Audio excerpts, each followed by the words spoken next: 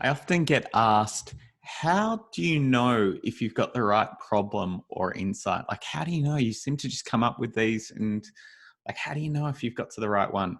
Well, this video is all on the scientific approach to understanding whether you have got the right problem or the right insight for your campaign.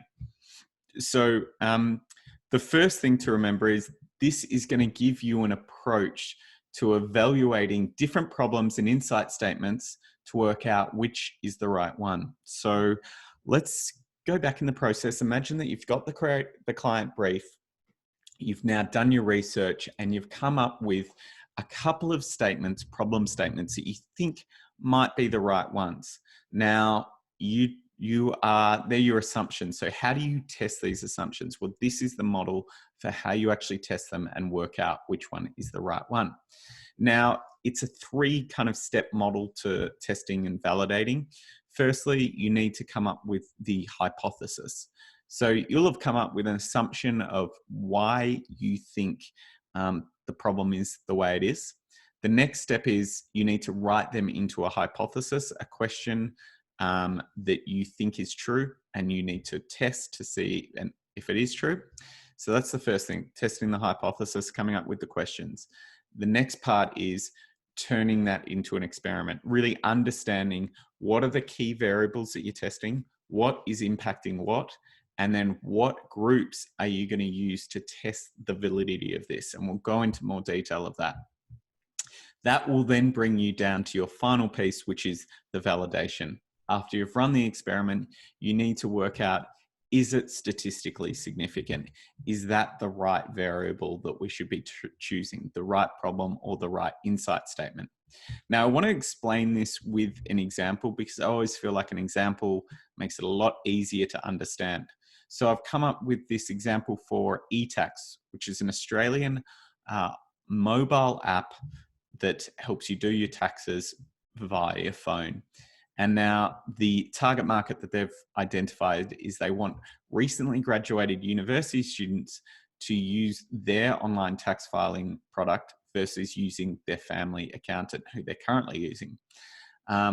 They believe that because they're an online product, their live human support, they believe the human support that they can give matches or is even better than having a family accountant. So the perception that they're not capable enough versus the human touch of a family accountant is not true. So they need to work out, they've told us what the feature they want to advertise. We need to now know, okay, actually, hold up, what is the problem you're trying to address? So to do that, you would imagine that we would go off and we would potentially do a bit of research on this, and potentially one of the avenues we might go down is using the 5 whys for the problem statement. So a brief just description of what the 5 whys are is that you start with a statement down the back, the bottom, snacks are bad for you. That's what we believe people are saying is the problem of why they don't eat snacks. Then what you do is it's a ladder. You go, why do you think snacks are bad for you? And then they'll say something like, well, they're full of sugar and, I just don't think that's good for you. Why is sugar not good for you? And then you go up and up and up through the actual, till you get to the kind of raw problem statement. So in the example here, if we took the one in the middle here, let's go, why do you still use your parents' tax accountants? Their parents have handled their taxes since becoming a taxpayer. Why do they do this? Well, they say, we do it because their parents love them and want to take care of them. Why? They don't want to put them through the stress. So helicopter parents not letting their kids be adults. Another one here, the first one, why do they feel overwhelmed? You feel overwhelmed because they don't know what you don't know what you don't know. And then they said then why is that overwhelming? You hear the horror stories of how bad it could be. So then it's the fear that tax filing gone wrong equals the government coming after you, the horror stories that we've heard. So you see here that we kind of ladder things up to what is the root of the problem here? Is it that you're scared that the government's going to do it? You're going to be wrong in the eyes of the government and you're going to pay a lot of money? Or is it because your parents are helicopter parents and you've never actually been given the chance? Or finally, is the third one, is it all around tax acumen? You've never learned, was never anything you really learned, so you feel like you're uneducated around the topic. So here you see we distill it down to fear, parents, or education. So we've got our three kind of avenues that we want to test and work out where is the actual problem. So the thing that we do now is we create them into kind of hypothesis questions. So here we go. They're not worrying about getting your tax wrong makes you more likely to use e-tax. Being in control of your own taxes, not my parents, makes me more likely to choose e-tax. Or being educated about tax makes you more likely to choose e-tax. So here you see, if we solve the problem, so if you're not worrying anymore about getting it wrong, would you be more likely to use e-tax? If your parents weren't around, would you be more likely? Or if you're educated, would you be more likely? So we've got our hypothesis to experiment questions. We think we've got a confirmation there of what we need to see.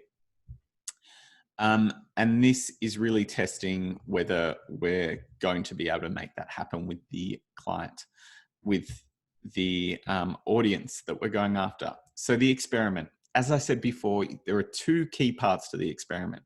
You need to define the variables and then create the test group.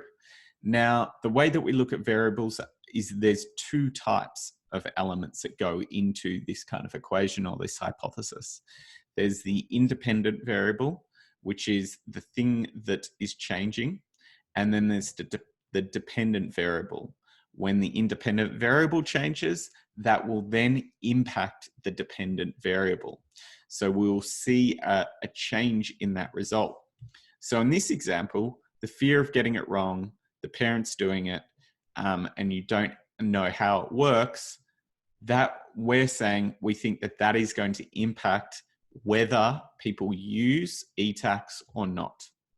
So it's not the other way around, because that wouldn't make sense. And this is what you got to sometimes test, is that people who use or don't use e-tax will then impact whether their parents do it or not, or fear of getting it wrong. It's this element, which is your fear of getting it wrong. If you feel unfearless, like you don't have any fear of getting it wrong, you're more likely to use e-tax. That's what we're saying. If you do fear of it going wrong, you're going to use your parents' accountants. So you need to work out what's the independent and what's the dependent variable. So here is now who we're going to use to test. So you can imagine there's 38 million graduates around, and we have 15 million of those graduates who admit that their parents' accountant does their accounting still. Now we've got 7 million e-tax users, of a total of 11 million, but 1 million are graduates who are e-tax users. So here we potentially have two groups that we want to go after. We want to see this group and see how we can convert more of them from the 15 million into the 1 million. And then we want to know what is so special about this 1 million that they are using it. They're using e-tax, but not these. So what personality, what attributes is different amongst these groups versus this? And the three that we're testing is fear of getting it wrong with their taxes, their parents does it, and then education. This group is more educated than that group. So we have a t-test, which is testing between two sample groups. So here we've got our two groups, e-tax group and non-group. The non-user group, which is this group here, parents, accountants. And we've got our three questions. So now we have to go into validating it. Now, this is the interesting part. There's not just one way to validate a survey. There's not just one way to test this. Now, with testing and survey methodology, we've got a range of different tests, from very cognitive to non-cognitive. So what we've learned through the whole system 1 or system 2 thinking is that a lot of our decisions we're not actually thinking about. And so this is one of the drawbacks to using verbal and self-report. It's really easy to do. The problem is that you're asking people to think a whole lot more than they usually do about the problem. So we try to get more non-cognitive answers from people. So verbal self-report is one way, people filling out a survey. Visual reports, so non-verbal surveys, focus groups and interviews, or seeing people's reaction, their face. Autonomic, which is face scanning, eye tracking, skin conductance, and voice analysis, so seeing the impact on their voice. And then the last one is neurological, brain scanning and MRIs. Now, this side of things, super expensive. Down here, much cheaper, but what we're saying is that what people say is not always what they do. However, in this case, eTax, they're not a big Coca-Cola. They don't have a big budget. So unfortunately, we've got to do the survey. We've only got a small budget. So we're setting up a survey. And the way we're setting up the survey is we're asking questions, and people are going to rate on a 5-point scale from strongly agree to strongly disagree scale how they feel about the following statements. So we then need to turn the hypothesis into questions that we can test. So here we go. Here are the test questions that we want to test and scale from strongly agree to strongly disagree. I don't worry about getting my tax wrong when I do it by myself. Strongly agree to disagree. So we want to see the results there. My parents play a large role in helping me with my taxes. Strongly agree to strongly disagree. I feel quite educated about taxes and how to fill them out.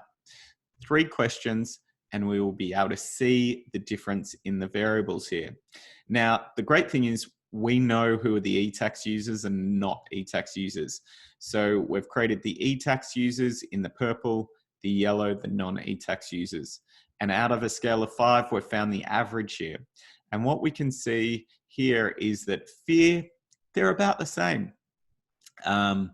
That here we think that strongly disagree, that they're fearing their tax. So it's not really that. The next one, parents help them with tax. Maybe we found something quite surprising here. They strongly disagree, or not so interesting, sorry. They strongly disagree that their parents help them. And the non-eTax users, we can see their parents definitely, they help them a little bit more, but not a massive difference here, as we can see between the numbers. However, education is a massive difference. Here we can see that the eTax users are really educated about their tax. They understand it. They've said strongly agree here. 5 would be strongly agree. 0 would be strongly disagree. We can see massive discrepancy between them and non-eTax users. This is statistically significant. Maybe we've tested it with a group and we've found this is statistically significant. So we will go with this group. This looks like it's the key problem. Education is the biggest difference between current users and non-users. So to work out the statistical significance, you need to know the group averages, the sample size, and the standard deviation between the two. And for this one, it's the Cohen-D test for statistical significance. So the thing here is you want the sample size to be really big. So the bigger it is, the more likely it's going to be follow the actual pattern that you see with the general population.